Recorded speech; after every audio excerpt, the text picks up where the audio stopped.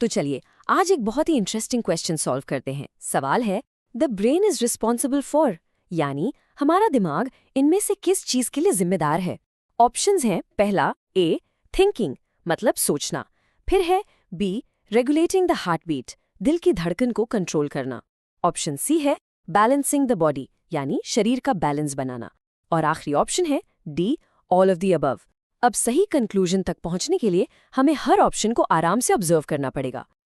अच्छा, तो सबसे पहले ऑप्शन ए को देखते हैं, थिंकिंग। देखो, सोचना एक ऐसा प्रोसेस है जिसे हम अपनी मर्जी से कंट्रोल करते हैं, है ना? इसीलिए इसे वॉलंटरी एक्शन कहते हैं। फॉर एग्जाम्पल, जब आप कोई प्रॉब्लम सॉल्व कर रहे हो या कुछ प्लान कर रहे हो, तब आप थिंकिंग प्रोसेस का यूज करते हो। पर सवाल ये है कि इसका कॉज क्या है? क्या इसके पीछे ब्रेन ही है? चलो इसका रीजन आइडेंटिफाई करते हैं। हाँ बिल्कुल, इस डायग्राम को अच्छे से देखो। हमारे ब्रेन का जो ये सबसे बड़ा हिस्सा है ना, जिसे हम सेरिब्रम कहते हैं, असल में यही हमारा मेन थिंकिंग पार्ट है।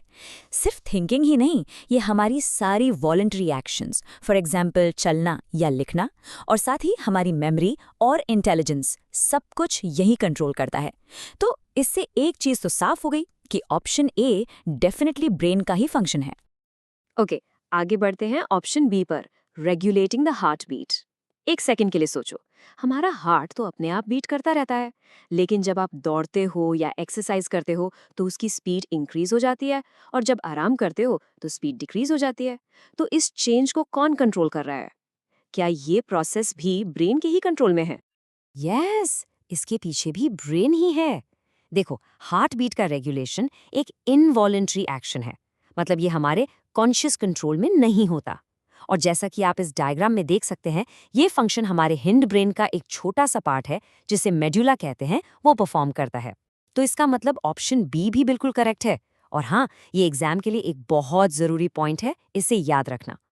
चलो अब तीसरे ऑप्शन को अच्छे से ऑब्जर्व करते हैं, बैलेंसिंग द बॉडी।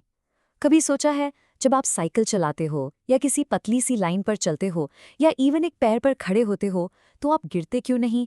बॉडी का इतना अच्छा बैलेंस कैसे बनता है? इस इंपॉर्टेंट फंक्शन के पीछे क्या रीजन हो सकता है? कौन है इसके लिए रिस्पॉन्सिबल? तो इसका क्रेडिट जाता है सेरिबेलम को। ये भी हमारे हाइंड ब्रेन का ही एक हिस्सा है।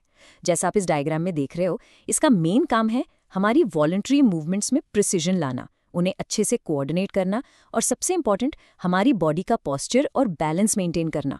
तो इससे ये भी साफ है कि बॉडी बैलेंसिंग भी ब्रेन का ही एक बहुत ज़रूरी फंक्शन है। तो अब तक हमने क्या देखा? हमने ऑब्जर्व किया कि थिंकिंग, जो एक वॉलंटरी एक्शन है, उसे ब्रेन का सेरिब्रम कंट्रोल कर रहा है।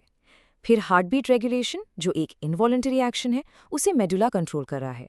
और बॉडी बैलेंस, जिसमें प्रिसिजन की ज़रूरत है, उसे सेरिबेलम कंट्रोल कर रहा है। यानी सेरिब्रम, मेडुला, सेरिबेलम तीनों ही ब्रेन के पार्ट्स हैं। तो अगर ये तीनों ही फंक्शंस ब्रेन परफॉर्म कर रहा है, तो फिर हमारा फाइनल कंक्लूजन क्या बनता है? सिंपल है, क्योंकि हमने प्रूव कर दिया कि ऑप्शन ए, बी और सी तीनों ही करेक्ट हैं, इसलिए हमारा फाइनल करेक्ट आंसर है D, all of the above. इससे ये भी पता चलता है कि हमारा ब्रेन कितना कॉम्प्लेक्स और इंपॉर्टेंट ऑर्गन है। वो वॉलंटरी एक्शंस जैसे थिंकिंग और इनवॉलंटरी एक्शंस जैसे हार्ट बीट और बैलेंस, दोनों को ही परफेक्टली मैनेज करता है। इसीलिए एग्जाम में हमेशा हर ऑप्शन को आराम से एनालाइज करना बहुत जरूरी है। वी होप आपको वीडियो अच्छा लगा होगा और क्वेश्चन से रिलेटेड कॉन्सेप्ट्स क्रिस्टल क्लियर हो गए होंगे। Will see you in next video. Till then, tata bye bye.